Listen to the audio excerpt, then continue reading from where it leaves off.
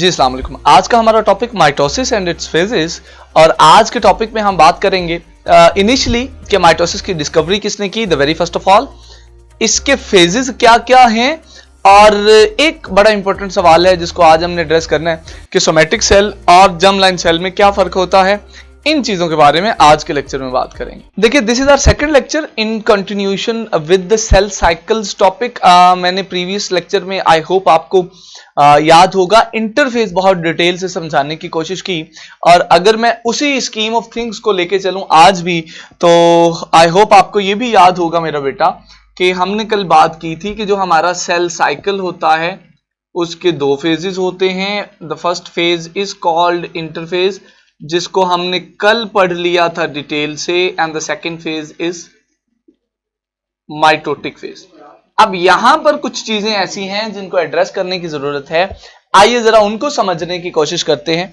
देखिए, ये जो माइटोटिक फेज है ये हमने कल भी बात की थी। यहां पर सेल के पास चॉइस होगी कि उसने कहां जाना है। यहां एक्चुअली सेल के पास दो रास्ते होते हैं। एक रास्ता है जिसको हम बेटा कहते हैं माइटोसिस, और दूसरा रास्ता है जिसको हम कहते हैं मियोसिस।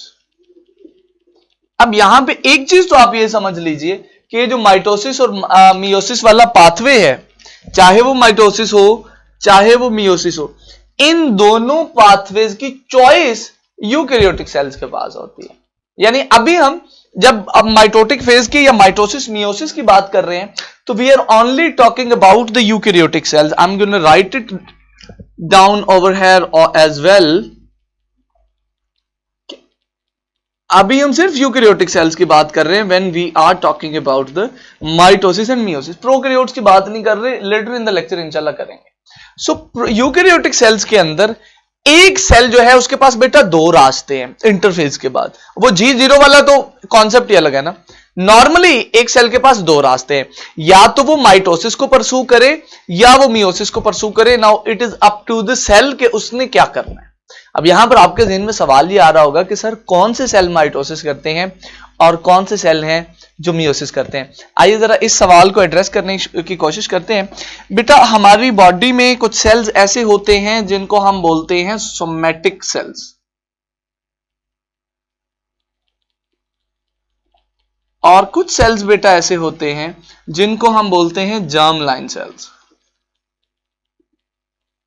आपकी पूरी बॉडी में जितने भी सेल्स हैं आप उनको इन दो कैटेगरीज में डिवाइड कर सकते हैं। हम उनको डिवाइड करते हैं in the somatic cells and in the germ line cells. अब ध्यान दीजिए जरा, आपकी बॉडी के जितने भी सेल, आपकी बॉडी के जितने भी सेल्स जो आपकी बॉडी के नॉर्मल ऑर्गन बना रहे हैं उनको सोमैटिक सेल्स कहते हैं। यानी सोमैटिक सेल्स बुनियादी तौर पर वो सेल्स हैं बेटा, cells that make organs of the body of multi cellular organisms. जो मल्टी सेलुलर ऑर्गेनिजम्स होते हैं मेरी आपकी तरह के, उनकी बॉडी में जितने भी ऑर्गन्स हैं ना बेटा, उन सारे ऑर्गन्स के जो सेल्स हैं उनको हम कहते हैं सोमैटिक सेल्स। सिमिलरली अगर हम जर्म लाइन सेल्स की बात करें तो जर्म लाइन सेल्स वो सेल्स हैं that make gametes in body of multicellular organisms.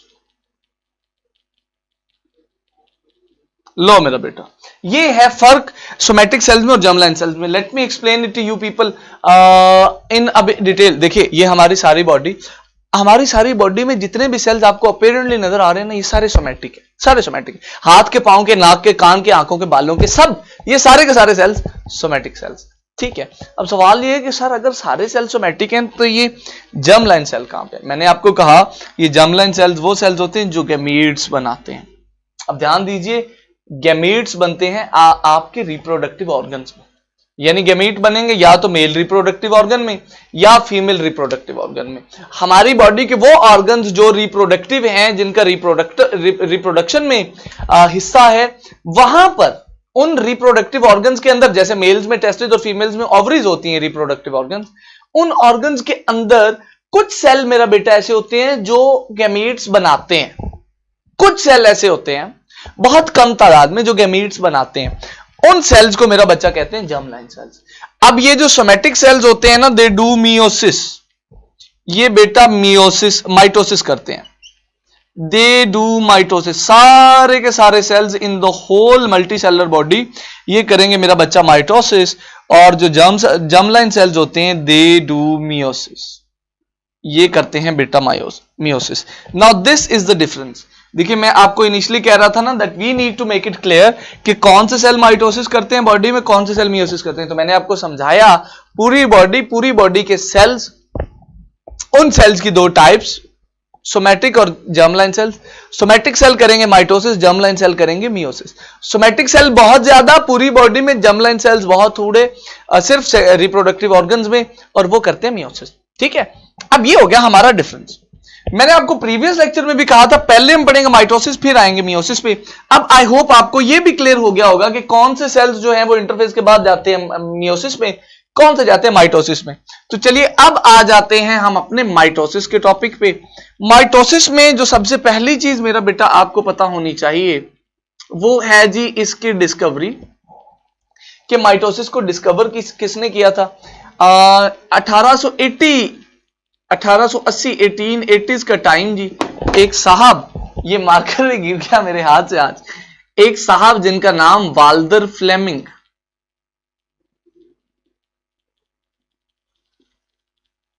उनके बारे में कहा जाता है जी कि उन्होंने सबसे पहले the very first of all mitosis का बताया, उन्होंने सबसे पहले माइटोसिस को किया डिस्कवर, राइट। इसके बाद अब जरा माइटोसिस की डेफिनेशन की भी बात कर लेते हैं कि ये प्रोसेस किस तरह का है। हमने इसको अभी पढ़ना स्टार्ट किया है। अब ऐसे समझिए इस पूरे लेक्चर में मैं आपका जहन बनाऊंगा माइटोसिस पढ़ने का, पढ़ाऊंगा नहीं। So mitosis is a process of, ध्यान से सुनिएगा जी, division of one cell into two, यानी ऐसा प्रोसेस जिसमें एक सेल डिवाइड कर जाता है दो सेल्स में। आगे सुनिए जरा, ऐसा प्रोसेस जिसमें एक सेल डिवाइड कर जाता है टू में, ईच हैविंग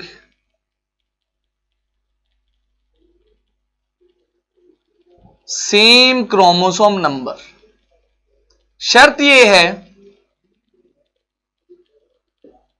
शाबाश जी, शर्त यह है कि जो सेल बनेंगे उनके अंदर भी क्रोमोसोम नंबर उतना ही होगा जितना पेरेंट में था। यानी ऐसी डिवीजन, ऐसा प्रोसेस जिसमें एक सेल डिवाइड होता है टू में, और शर्त क्या है कि जो सेल बने उनके अंदर भी क्रोमोसोम नंबर वही हो जो पेरेंट के अंदर होता है। इसको कहते हैं mitosis. It is performed by the somatic sales. आपको यह भी याद होगा आई होप कि मैंने आपको कहा था अभी हम माइटोसिस मियोसिस की बात कर रहे हैं यूकैरियोटिक के पर्सपेक्टिव से। तो सवाल यह है कि क्या प्रोकैरियोट्स में माइटोसिस नहीं होती? आंसर इज नहीं होती, प्रोकैरियोट्स में माइटोसिस नहीं होती। आपका अगला सवाल मेरी तरफ यह होना चाहिए इन द कमेंट सेक्शन जब आप ये लेक्चर सुने कि सर फिर प्रोकैरियोट्स में क्या होता है। सो जो प्रोकैरियोट्स हैं बेटा उनमें माइटोसिस तो नहीं होती, बट माइटोसिस से मिलता जुलता ही एक प्रोसेस होता है जिसको हम बोलते हैं जी बाइनरी फिजन। अब ये बाइनरी फिजन मैं अगेन रिपीट कर दूं, it's not the mitosis but it is similar to the mitosis, it is a bit simpler process। ये थोड़ा सा सिंपल प्रोसेस है, माइटोसिस से मिलता जुलता है। ठीक हो गया जी। अब आई होप आपको यूकैरियोट्स वाला कॉन्सेप्ट भी क्लियर हो गया, प्रोकैरियोट्स वाला भी क्लियर हो गया। प्रोकैरियोट्स में तो होती ही बाइनरी फिजन है। जो यूकैरियोट्स हैं उनके अंदर माइटोसिस मियोसिस दोनों की वेरिएशंस है। हो सकता है माइटोसिस हो सकता है मियोसिस हो। जो सोमैटिक सेल्स होंगे उनके अंदर माइटोसिस होगी, जो जर्म लाइन सेल्स होंगे उनके अंदर मेरा बेटा मियोसिस होती है। ठीक है, अब आपके जहन में यह भी सवाल आ सकता है कि सर जो यूनिसेलुलर यूकैरियोट, ये तो हमने बात की मल्टी सेलुलर्स की ना, तो जो यूनिसेलुलर यूकैरियोट होते हैं उनमें कौन सा प्रोसेस होता है? बेटा जो यूनिसेलुलर यूकैरियोट है ना उनमें सिर्फ माइटोसिस होती है, उनमें मियोसिस नहीं होती। मियोसिस सिर्फ मल्टी सेलुलर ऑर्गेनिजम्स में होती है, राइट। आई होप ये पॉइंट भी आपको हो गया होगा क्लियर। अब माइटोसिस की मजीद डिटेल्स में चलते हैं और इसके फेजेस को अंडरस्टैंड करते हैं बेटा कि माइटोसिस का प्रोसेस मजीद कितने फेजेस में डिवाइडेड है। तो जी माइटोसिस के फेज को, माइटोसिस के प्रोसेस को हम मजीद दो फेजेस में डिवाइड करते हैं। इसका पहला फेज है बेटा जिसको हम कहते हैं कैरियोकाइनेसिस,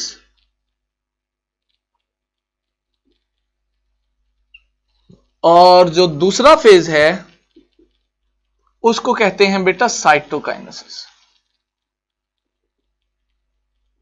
यानी माइटोसिस का प्रोसेस फर्दर दो फेजेस में डिवाइडेड। एक फेज को हम कहते हैं कैरियोकाइनेसिस, एक को कहते हैं बेटा साइटोकाइनेसिस। कैरियोकाइनेसिस, कैरियो का वर्ड मेरा बेटा आया है न्यूक्लियस से, साइटो का वर्ड मेरा बेटा आया है साइटोप्लाज्म से। काइनेसिस होती है डिवीजन, शाबाश, काइनेसिस होती है डिवीजन।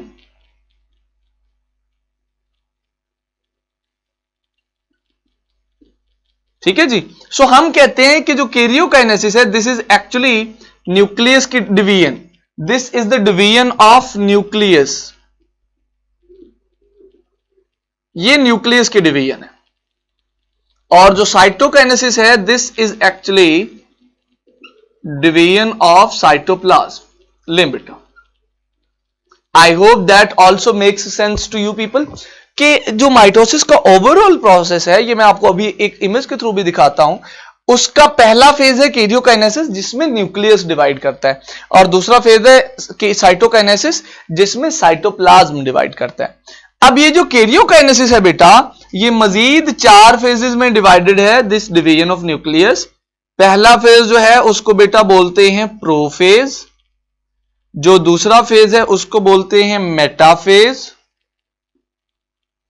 जो थर्ड फेज है उसको हम बोलते हैं anaphase, and the fourth phase is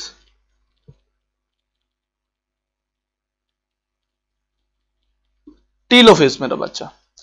so karyokinesis के 4 फेजेस होते हैं, प्रोफेज, मेटाफेज, एनाफेज, टीलोफेज। इनकी भी डिटेल हमने पढ़नी है आज कल में इंशाल्लाह इन द नेक्स्ट लेक्चर। जो साइटोकाइनेसिस है इसमें बस थोड़ा सा ये आ जाता है, इसके मजीद फेजेस नहीं है, ये एक सिंपल सा प्रोसेस है। बट एनिमल्स में और प्लांट्स में इसका जो मेथड है वो डिफरेंट है। तो हम जब साइटोकाइनेसिस पढ़ेंगे उसमें भी बेसिकली हम 2 मॉड्यूल्स पढ़ रहे होंगे, पहले एनिमल्स का फिर प्लांट्स का। आज के लेक्चर की आखिरी बात, the visual representation of mitosis. देखिए माइटोसिस का प्रोसेस हमें देखने में ओवरऑल कुछ इस तरह का नजर आता है। अब यहां पर आपको ये प्रोसेस एक सेल से 2 सेल्स में डिवीजन का प्रोसेस कुछ तकरीबन 8 फेजेस में कंप्लीट होता नजर आ रहा होगा मेरा बेटा। ठीक है जी। इन 8 फेजेस में से जो पहले 7 फेज हैं दे कंप्राइज ऑफ द कैरियोकाइनेसिस। यहां पर न्यूक्लियस की डिवीजन हो रही है from the very first one till the 7th one. आप गौर कीजिए साइटोप्लाज्म कहीं भी डिवाइड नहीं हो रहा, कैरियोकाइनेसिस हो रही है, न्यूक्लियस डिवाइड हो रहा है। तो 7वें स्टेप के एंड पे आपको एक के बजाय 2 न्यूक्लियाई नजर आते हैं एक सेल के अंदर। और ये जो हमारा 8वां स्टेप है this is basically the cytokinesis, यहां पर हो रहा है साइटोप्लाज्म डिवाइड। अब इन द नेक्स्ट लेक्चर हमने ये जो हमारा 8 स्टेज प्रोसेस है माइटोसिस, इसको मजीद डिटेल से पढ़ना है। आपका कोई सवाल हो आप पोर्टल के थ्रू मुझसे पूछ सकते हैं। See you in the next lecture. अल्लाह हाफिज।